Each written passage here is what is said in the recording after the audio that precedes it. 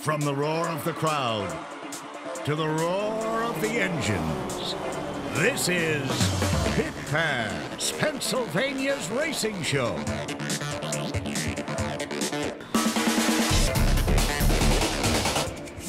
Pit Pass features all your favorite tracks, interviews, highlights, thrills and spills. And here are your hosts, Ron Fox and Jan Miller. Hello and welcome to another edition of Pit Pass here on WHVL. Now, we had an exciting 4th of July week. We hit tracks on Tuesday, Thursday, and Saturday. Now, one of those tracks was Marion Center Speedway, where we've been quite a few times. But we also made some trips to tracks that we have never been to before, including the reopening of State Line Speedway and earlier in the week, Grandview Speedway. Now, here are some highlights from the 4th stop of the Pennsylvania Sprint Speed Week Series at Grandview. Darren Molyneux in the white 77 started on the pole for the 35-lap event, but it would be Greg Hodnett who would jump to the lead before they crossed the start-finish line.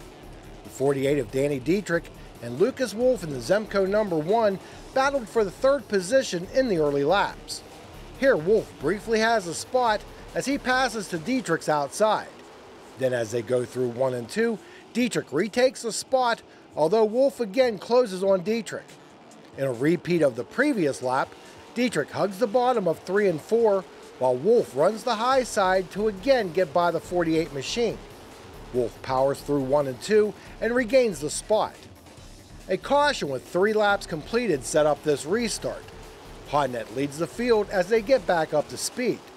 Alan Crimes in the 87 briefly closes on Dietrich. Running behind him is Brent Marks in the 19 and Austin Wheatley in the white 44.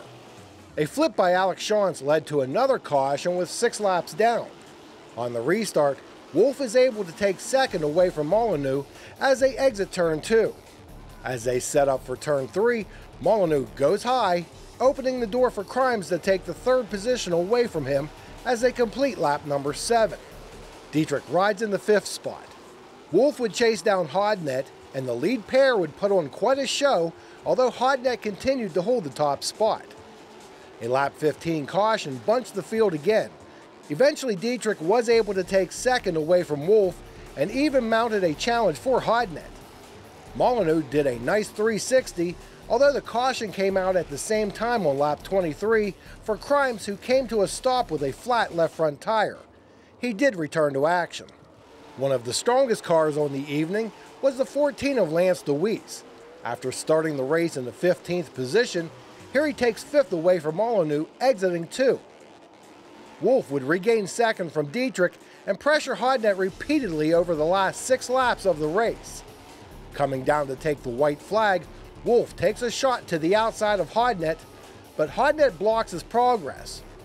Hodnett stays low through 1 and 2, while Wolf searches the top side for a way around the 27.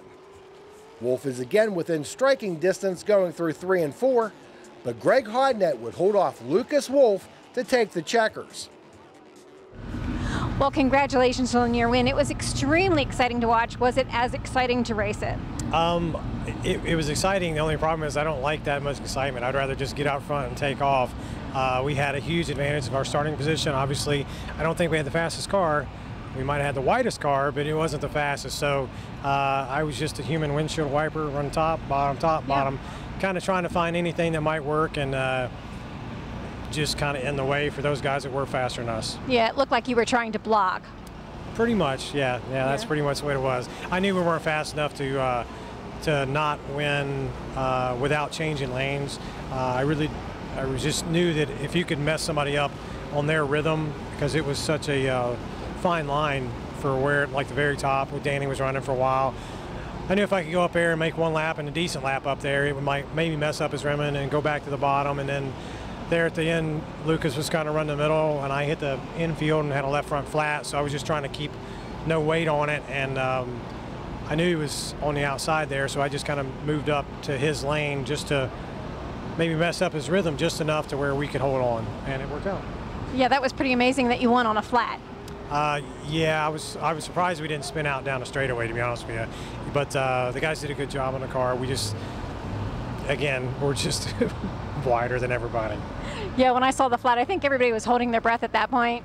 Yeah, I was too, actually, because I know sometimes when you get in the corner and if you get out of the gas too hard, it'll just almost drop and spin out. So I was trying to be smooth with it and try to just finish, basically. And lucky for us, we finished first. Yeah, you did great. Thank you. Thank you. All right, thanks, guys. So Greg Hodnett picks up the win in round number 4 of the Pennsylvania Sprint Speed Week Series. Wolf, Dietrich, Marks, and DeWeese round out the top 5. Here is a look at the winners from Speed Week. Going into the last race on Sunday at Selinsgrove, Hodnett and Wolf were tied for the series points lead, although Wolf skipped the race at Lincoln due to the birth of his daughter. Hodnett finished 7th at Selinsgrove, while Wolf came in 5th and claimed the series title. Now, as if it isn't impressive enough that Lucas Wolf won the championship despite skipping a race because of the birth of his daughter, on Sunday at Selinsgrove, he flipped during warm-ups. Crew fixed the car. He goes out, sets fast time. Then in his heat race, his engine blows. Well, the crew put a new engine in, and they were able to beat Greg Hodnett, win the championship. That's his second championship, his first being in 2007. Yes, that's very exciting. Now we will be going back to Grandview for some more highlights from the Rock Modifieds. But next, we go to Marion Center for some Thursday night action. Pit Pass is brought to you by Milheim Small Engine, your local Husqvarna dealer, located just 1 mile west of Milheim. Pocono Raceway, the Tricky Triangle. Visit PoconoRaceway.com for tickets. And by Seagram's Escapes. Color your summer. What is it that makes a Husqvarna dealer a Husqvarna dealer? Well, just look close at the engineering in our outdoor power equipment. We're known for high performance and reliability in everything we make. So is it any wonder your Husqvarna dealer is also known for high performance and reliability in everything they do? With a nationwide network of Husqvarna dealers, there's one just around the corner. Milheim Small Engine and Hardware is located just 1 mile west of Milheim.